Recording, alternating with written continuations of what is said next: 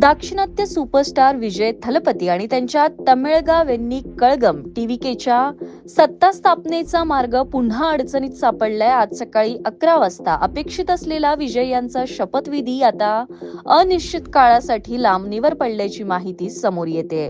कारण बहुमतासाठी आवश्यक 118चा आकडा अजूनही त्यांना गाठता आलेला नाहीये. विजय यांनी 116 आमदारांच्या पाठिंब्याचे पत्र राज्यपालांकडे सादर केले असले तरी अजून 2 आमदारांची कमतरता ही कायम आहे. दरम्यान इंडियन युनियन मुस्लिम लीगने आपण द्रुमुक सोबतच असल्याचं स्पष्ट करत सर्व अफवा फेटाळल्या आहेत. तर दुसरीकडे व्हीसीकेचा पाठिंबा अजूनही अधांतरी आहे.